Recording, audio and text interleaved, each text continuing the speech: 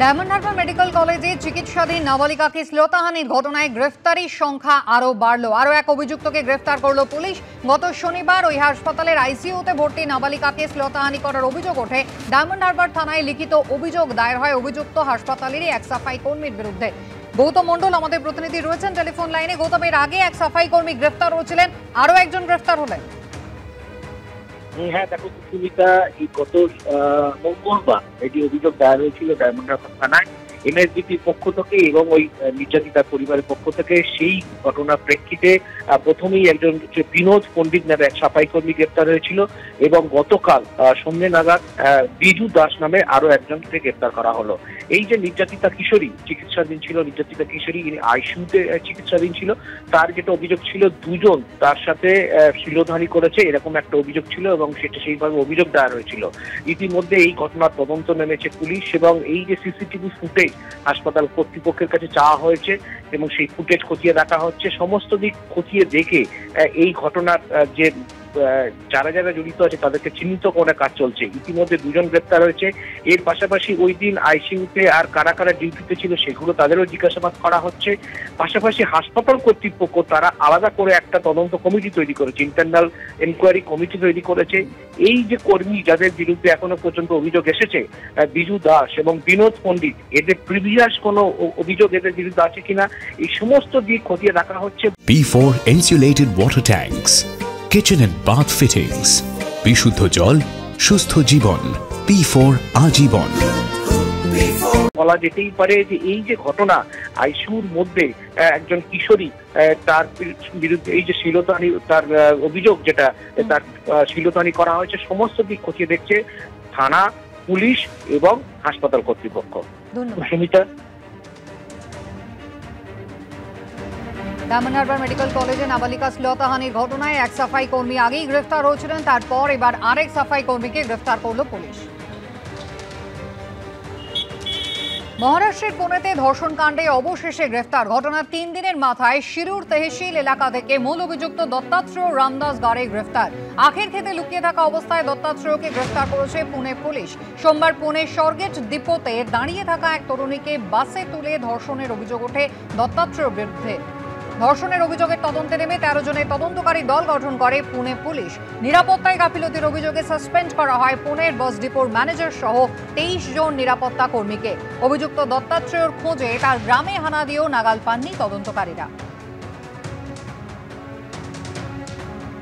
কয়েক ঘন্টার ব্যবধানে কেঁপে উঠল দুই প্রতিবেশী দেশ নেপাল ও পাকিস্তান। কম্পন অনুভূত হয়েছে ভারত, চীন, তিব্বত সীমান্তে।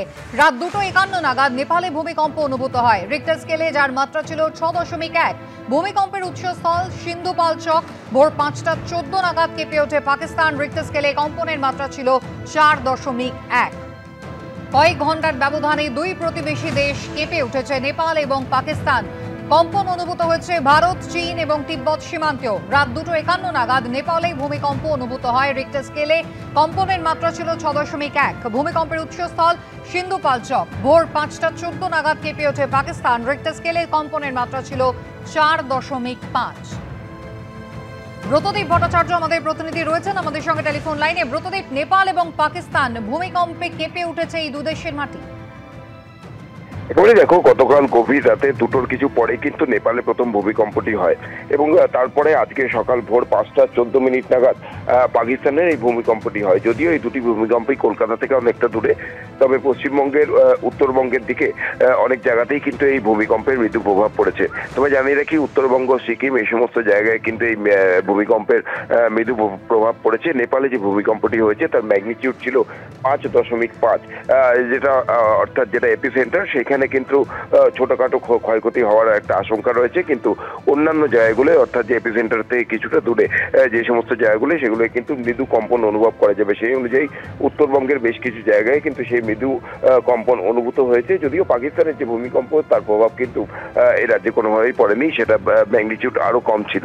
কিন্তু একই দিনে দুই জায়গায় এরকম ভূমিকম্প হওয়ায় কিন্তু স্বাভাবিকভাবেই একটা আশঙ্কা বাড়ছে। গত কয়েকদিনে কিন্তু এই অঞ্চলে অর্থাৎ মায়ানমার, তিব্বত, ভারত, পাকিস্তান, নেপাল এই সমস্ত অঞ্চলে একাধিকবার ভূমিকম্প হয়েছে এবং সেই আশঙ্কায় কিন্তু পরিবেশবিদরা করছেন যে কেন এত ভূমিকম্প সংখ্যা বাড়ছে। তবে আজকে গভীর রাত থেকে সকাল পর্যন্ত যে দুটি ভূমিকম্প সেগুলো মৃদুভাবে অনুভূত হলেও বড়সড় কোনো ক্ষয়ক্ষতি কিন্তু এখনো খবর পাওয়া যায়নি। কুসুমিতা, ধন্যবাদ। ডায়মন্ড হারবার মেডিকেল কলেজে চিকিৎসাধীন নাবালিকাকে শ্লীলতাহানির ঘটনায় গ্রেফতারির সংখ্যা আরও বাড়ল। আরও এক অভিযুক্তকে গ্রেফতার করল পুলিশ। গত শনিবার ওই হাসপাতালের আইসিইউতে ভর্তি নাবালিকাকে শ্লীলতাহানি করার অভিযোগ ওঠে। ডায়মন্ড হারবার থানায় লিখিত অভিযোগ দায়ের হয় অভিযুক্ত হাসপাতালেরই এক সাফাই কর্মীর বিরুদ্ধে। গৌতম মণ্ডল আমাদের প্রতিনিধি রয়েছেন টেলিফোন লাইনে। গৌতমের আগে এক সাফাই কর্মী গ্রেফতার হয়েছিলেন, আরও একজন গ্রেফতার হলেন। হ্যাঁ দেখো সুমিতা, এই গত মঙ্গলবার এটি অভিযোগ দায়ের হয়েছিল ডায়মন্ড হারবার থানায় এমএসডিপির পক্ষ থেকে এবং ওই নির্যাতিতার পরিবারের পক্ষ থেকে। সেই ঘটনার প্রেক্ষিতে প্রথমেই একজন বিনোদ পণ্ডিত নামে এক সাফাই কর্মী গ্রেপ্তার হয়েছিল এবং গতকাল সন্ধ্যে নাগাদ বিজু দাস নামে আরো একজনকে গ্রেপ্তার করা হলো।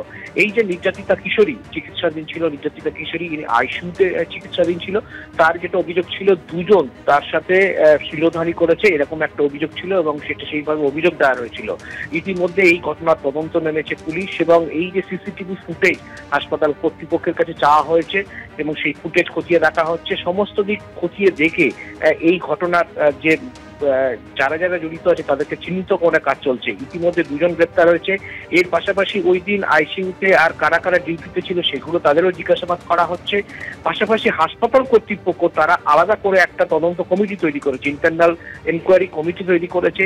এই যে কর্মী যাদের বিরুদ্ধে এখনো পর্যন্ত অভিযোগ এসেছে, বিজু দাস এবং বিনোদ পণ্ডিত, এদের প্রিভিয়াস কোনো অভিযোগ এদের বিরুদ্ধে আছে কিনা এই সমস্ত দিক খতিয়ে দেখা হচ্ছে। বলা যেতেই পারে যে এই যে ঘটনা আইসিইউর মধ্যে একজন কিশোরী তার বিরুদ্ধে এই যে শ্লীলতাহানি তার অভিযোগ যেটা তার শ্লীলতাহানি করা হয়েছে, সমস্ত দিক খতিয়ে দেখছে থানা, পুলিশ এবং হাসপাতাল কর্তৃপক্ষ।